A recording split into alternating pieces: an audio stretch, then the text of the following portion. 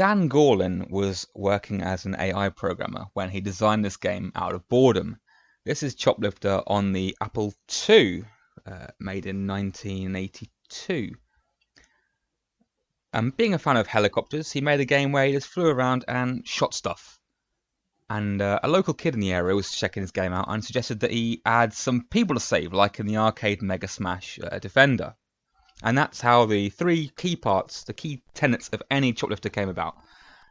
Fly a chopper, shoot stuff, and rescue hostages. Now, the manual for this game tells us that the bungling empire has kidnapped 64 members of the United Nations. And for some strange reason, the bungling empire has also allowed the United States Postal Service to build a sorting office on sovereign bungling empire soil. Piece by piece, a helicopter is sent to this post office, this mail sorting place, and it's put back together, and it's in this hastily assembled helicopter that you're going to break free the UN delegates and rescue them and take them back to safety. The wobbly chopper is controlled by a joystick and two buttons. One button rotates the craft, and the other button is in charge of the cannons. You shoot jets, tanks, and air mines. And you also shoot the barracks in which the hostages are hiding, which is a bit strange. But you shoot the barracks, they'll come out, you scoop them up, and you fly back to base. From the looks of things, the bungling empire is in space, and there's a sweet, sweet Death Star in the background there.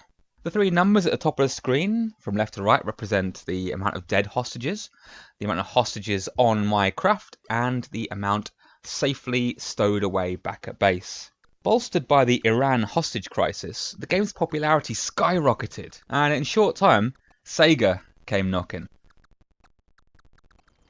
Through a licensing deal, Sega developed a coin-op, an arcade version of Choplifter. The original developer is credited but had no part in the reprogramming of this game.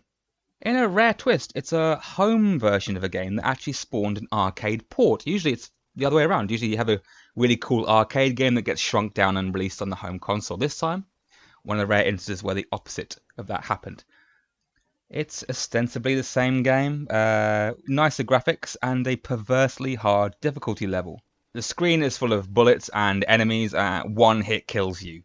Now, the art of an arcade game is to be challenging enough to keep you engaged without scaring you off, and unfortunately, this version of Choplifter fails. It's brutally difficult, and it's not at all fun. There's a fuel gauge, which adds an element of risk and reward to the game, where can you cram a few more people onto your helicopter and make it back with your remaining fuel? And the answer is no, you can't. You'll be dead long before your fuel runs out. The game is impossible. The control scheme stays largely the same. The joystick controls a chopper, one button to rotate your craft, and one button to shoot.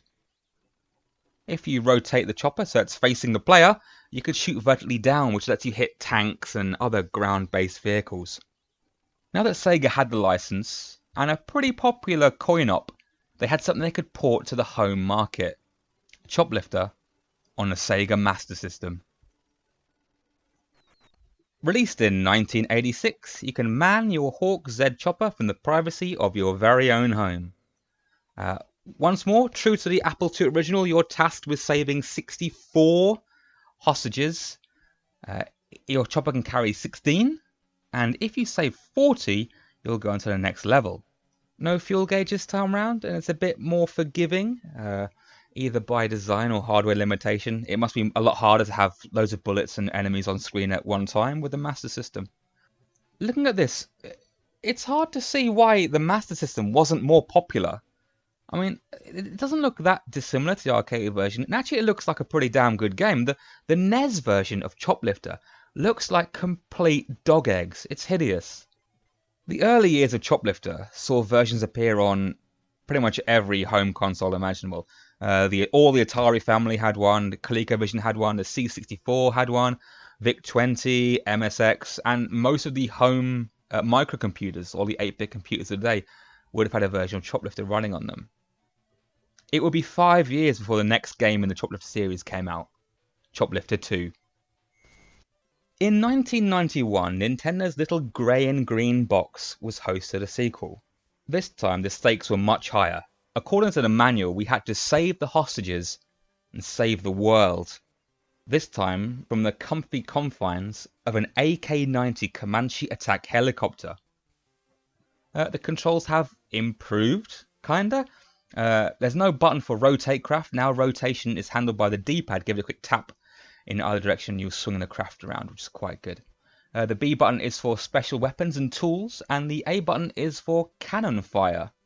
There are 5 sectors, each sector having 3 levels. The first sector is a desert, then there's caves, ocean, jungle, and city. And they all get more and more difficult as you go through the game. They all have different features. The caves obviously has stalagmites, narrow passageways for you to fly down. The sea has submarines that appear from nowhere and snipe you with nuclear missiles, which is always fun. The jungle has monkeys that throw, I assume, they are coconuts. Who's to say? And the city has everything. It's really difficult, very challenging. But it's also the most visually interesting stage in the game. Now, I've played this game a lot, and it was this game that introduced me to the inherent flaw in Choplifter. You're tasked with saving all the hostages, but there's no reward for doing this, ever.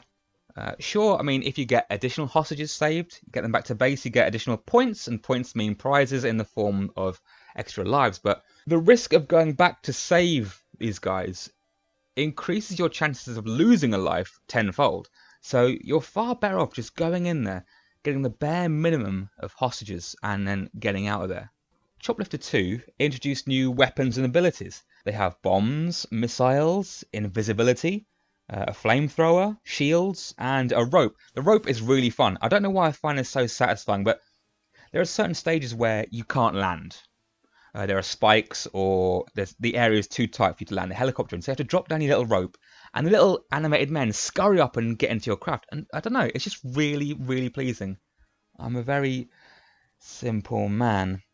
The flamethrower is used pretty sparingly, only in the jungle stage, and it's essentially to clear away trees. It's to make new areas accessible. But there's also a bug with the flamethrower.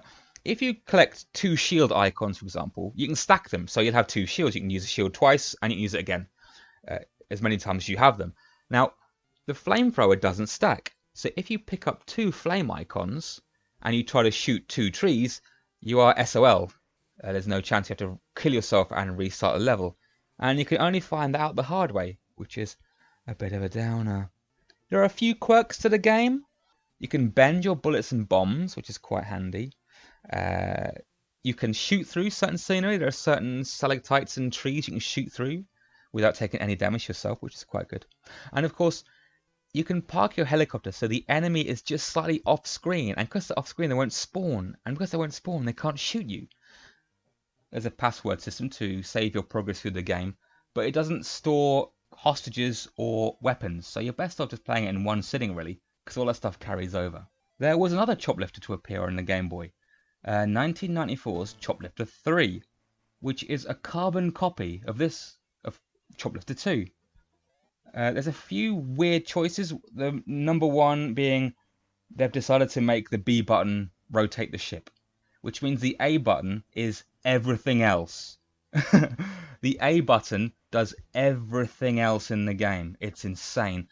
So your A button is bombs, missiles, invisibility, shields, and rope.